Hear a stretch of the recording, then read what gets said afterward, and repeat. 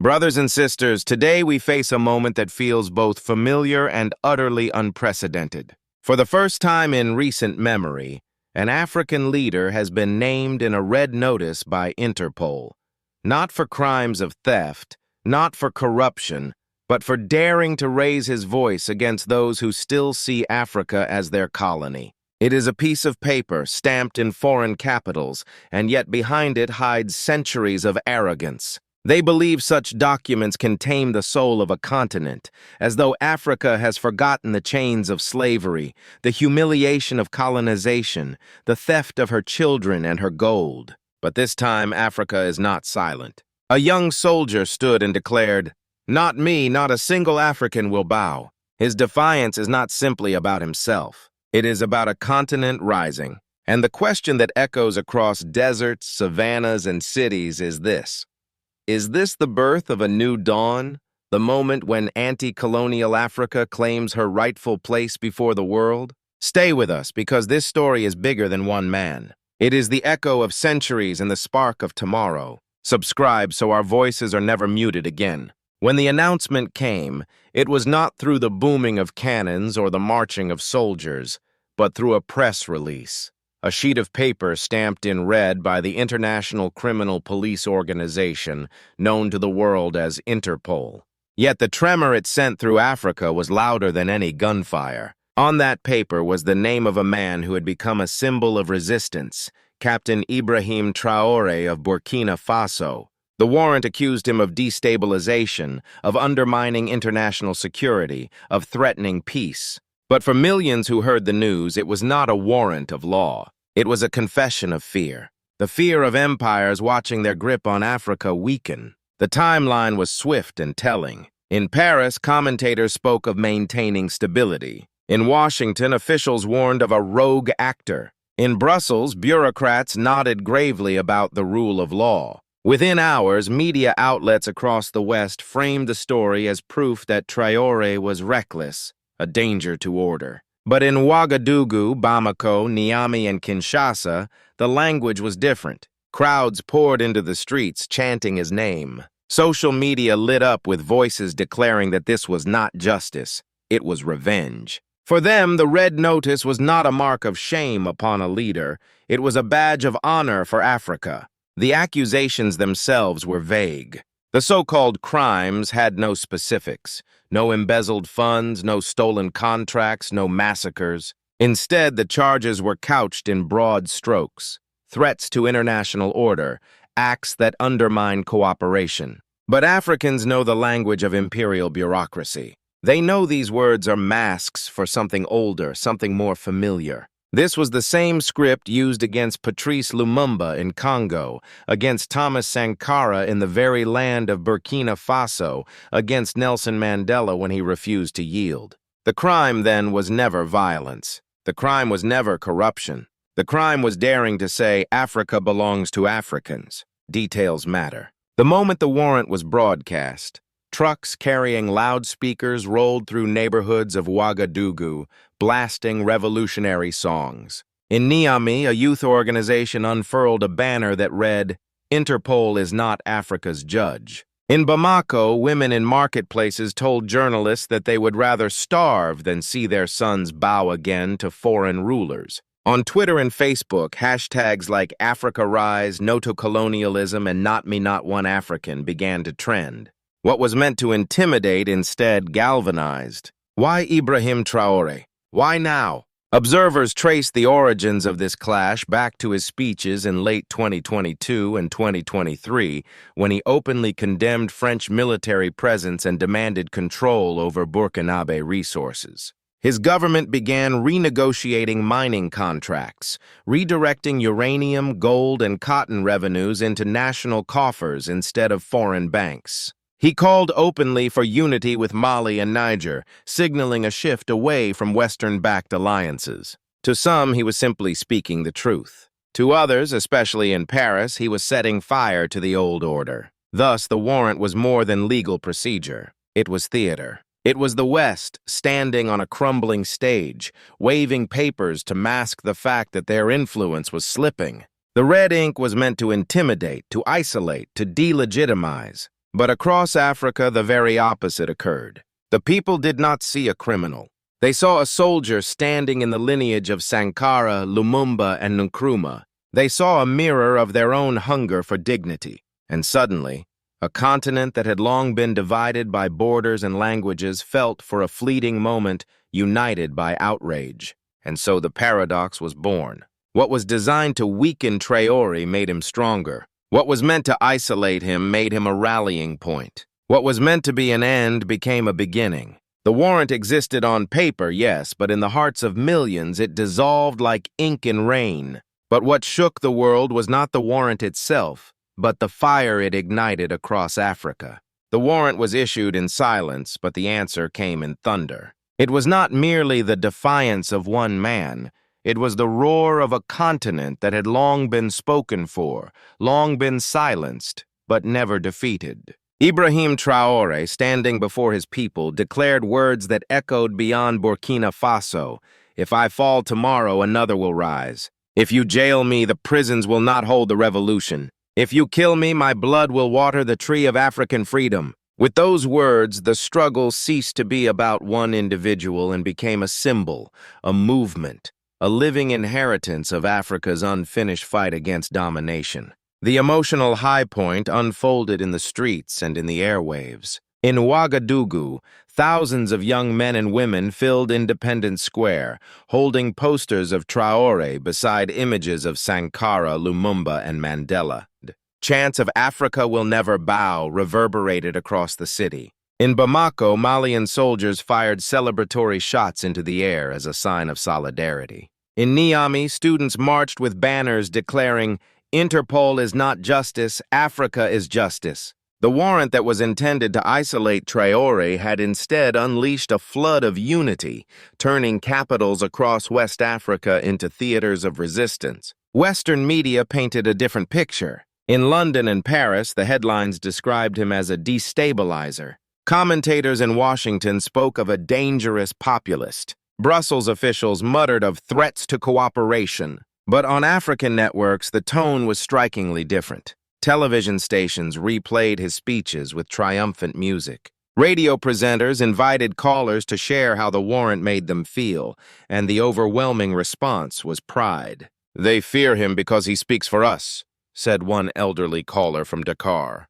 "They feared Lumumba. They feared Sankara. They fear anyone who reminds us of our worth." And so the clash of narratives deepened. To the West, Traore was a rogue soldier. To Africans, he was the living proof that the old chains were breaking. The more the West condemned, the louder the chants became. The more Interpol was invoked, the less its authority carried weight on African soil. The warrant became a paradox, a symbol of Western power on paper, but of African power in spirit. But beyond the squares and screens, another theater of reaction was unfolding, the corridors of power. African leaders, some cautious and others emboldened, were forced to choose. Would they distance themselves to preserve ties with the West, or stand in solidarity and risk retaliation? In Bamako and Niamey, the choice was clear. Leaders openly declared their support for Traore, calling the warrant an insult to Africa. In Abidjan and Dakar, the language was more measured, carefully balancing criticism with appeals to diplomacy. Yet even there, the warrant had created a new fault line. Silence was now interpreted as complicity, and complicity was no longer tolerated by the streets. The intensity of the moment cannot be overstated. On social media, videos circulated of young people burning copies of the Interpol logo. In universities, lecturers paused their classes to speak of Lumumba and Sankara, reminding students that every generation faces its test of dignity. In churches and mosques, prayers were offered not just for Traore, but for Africa's freedom. The warrant, intended as a bureaucratic tool, had transformed into a spiritual rallying cry. And within the rhetoric of Traore himself, the language sharpened into poetry and defiance. He named the names that many feared to say aloud: Donald Trump, Emmanuel Macron, the bureaucrats of Brussels. He accused them not of law, but of theft, hypocrisy, and empire. His voice became both an indictment and an invitation. They call me a criminal, but every African leader who stood tall was called the same. If that is the company I keep, I accept it proudly. This was the moment of climax. Africa, often spoken of as fragmented, stood momentarily united by outrage, pride, and a deep recognition that history was repeating itself. Just as Lumumba's assassination revealed the hand of the empire, just as Sankara's death revealed the fear of a free Burkina Faso, so this warrant revealed the desperation of those clinging to an old order. It was not simply about one man. It was about a continent declaring once again, "We will not bow." Yet behind the chants and the marching feet, in the offices of African presidents and the embassies of foreign powers, another storm was quietly gathering, the storm of political consequences that would shape what came next. The drama of the warrant was not confined to speeches and chants. It seeped into the daily lives of ordinary Africans. In Ouagadougou, market traders whispered anxiously about sanctions. Would goods become more expensive? Would foreign banks freeze transactions? In Niamey, parents worried whether aid for schools and hospitals might be cut. In Bamako, shopkeepers speculated whether the price of petrol, already high, would climb further if Western companies tightened their grip. The warrant was not just about politics. It was about bread, rice, oil, and medicine. In the short term, fear of isolation cast a long shadow. Western officials hinted at travel bans, asset freezes, and the suspension of development funds. For ordinary people, this translated into uncertainty. Would their remittances still arrive? Would visas become impossible? The weapon of law threatened to become the weapon of hunger. Yet paradoxically, the very people most at risk responded not with surrender, but with stubborn pride. In the words of a Burkinabe farmer interviewed by local radio, "Better to eat little with dignity than to eat much in chains." And so the warrant deepened the divide between external power and internal resilience. It also reshaped domestic politics. Traore's government, once navigating a fragile balance between reform and diplomacy, found itself under pressure to harden its stance. Ministries accelerated efforts to nationalize mines and redirect contracts. New discussions began on creating regional trade blocs free from Western dependence. Civil society groups, inspired by the warrant, mobilized in ways unseen for decades. Youth movements declared that Africa would not only resist foreign control,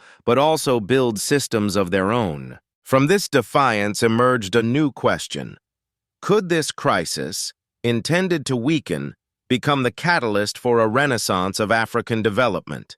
The middle-term consequences were even more profound. The warrant shook the illusion that Africa's sovereignty was secure. It exposed how fragile the continent remained when global institutions could be weaponized. For some governments, it was a wake-up call to diversify partnerships towards Russia, China, or intra-African alliances. For others, it was a warning that silence and submission were no longer safe options. The streets would demand clarity. And for ordinary citizens, it became a lens through which to interpret their daily struggles. Rising food prices were no longer blamed only on droughts or bad harvests. They were linked to the larger drama of imperial control.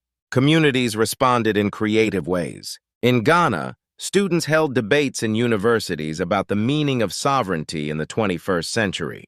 In Nigeria, musicians released songs honoring Traore and denouncing the warrant. In Senegal, poets revived the voices of Léopold Senghor and Aimé Césaire, drawing lines between past colonization and present interference. Even in diaspora communities, African youth held marches in Paris, London, and New York, carrying placards that read, "Africa is not your playground." The warrant, once a dry legal instrument, had become a living story, shaping art, discourse, and activism. But the tension was real. Banks hesitated to approve loans. International donors threatened suspension of projects. Rumors of shortages spread. For every cheer in the streets, there was also a murmur of anxiety in the markets. Would Africa pay too high a price for defiance? Or would this be the necessary sacrifice to reclaim dignity? Such questions haunted both leaders and citizens. In churches and mosques, religious leaders framed the struggle in spiritual terms.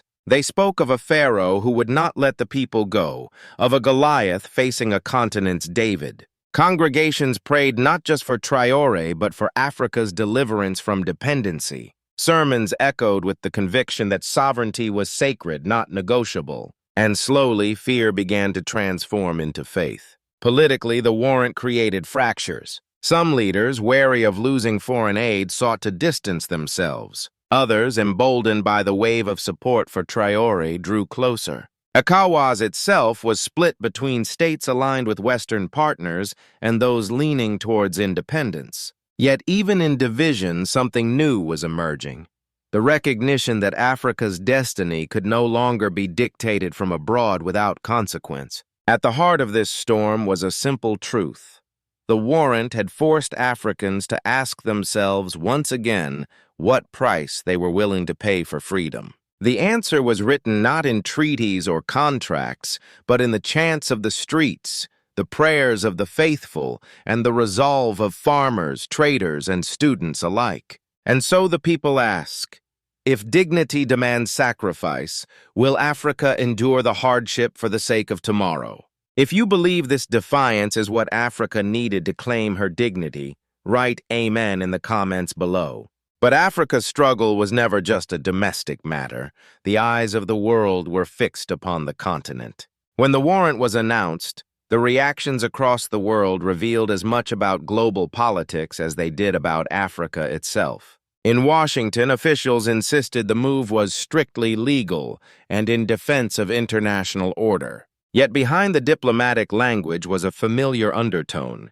The fear of losing access to Africa's vast reserves of gold, uranium, and oil. For the United States, this was not only about security.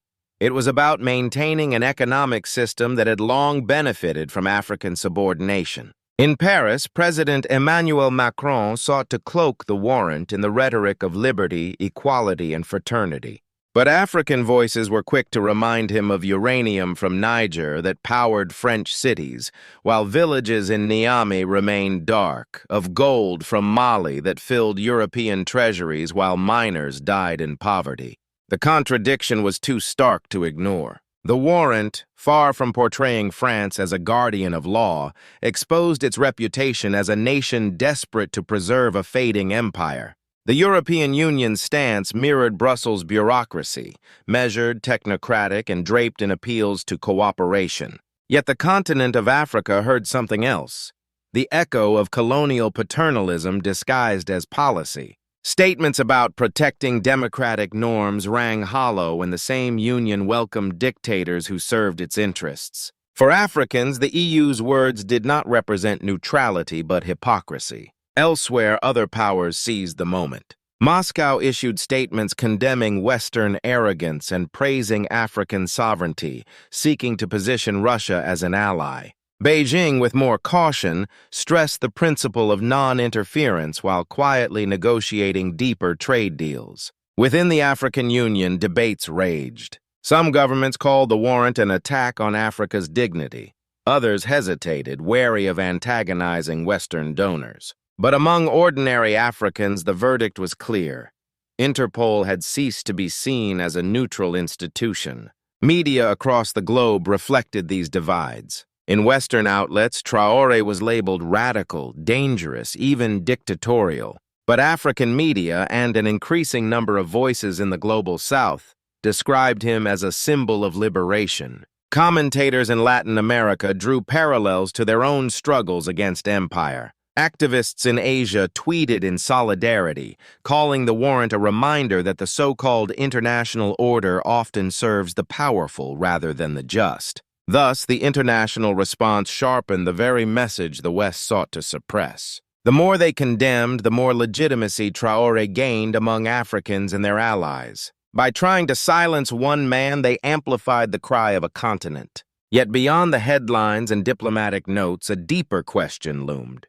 Could Africa translate outrage into a strategy, anger into institutions, defiance into sovereignty? But beyond condemnations and press statements, what future choices lay before Africa itself? The warrant may have been signed in foreign capitals, but its consequences are to be decided in African hands. At this juncture, two paths lie before the continent, each carrying risk, each carrying promise. The first path is confrontation. Should Africa's leaders choose defiance without preparation, they risk harsher sanctions, diplomatic isolation, and even covert attempts to destabilize governments. History is filled with such examples, from the assassination of Lumumba to the coups that toppled reformers across West Africa. A warrant can easily be followed by embargoes, frozen assets, or whispered plans of regime change. The danger of this path is clear.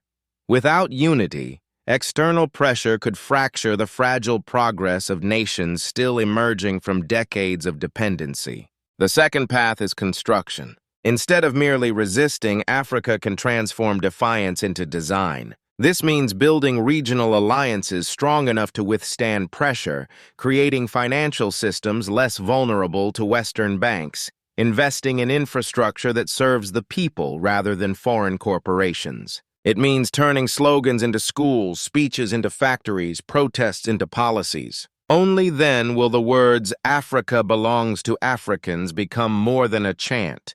They will become the foundation of a future that is unshakable. Already signs of this future appear. New discussions are emerging about an African currency, independent from the CFA franc that ties economies to Paris. Trade agreements within ECOWAS and the African Continental Free Trade Area are gaining urgency. Scholars speak of a digital Africa where innovation belongs to African youth. Farmers envision cooperatives that keep food in local markets rather than shipping harvests abroad. Workers dream of industries where raw materials are not exported cheaply but transformed into products on African soil. This is the road of sovereignty, built not on paper warrants but on tangible progress. For the elders who remember the chants of independence in the 1960s, this moment feels like an echo of old dreams. For the youth, it feels like the dawn of something entirely new. It is both a burden and a gift.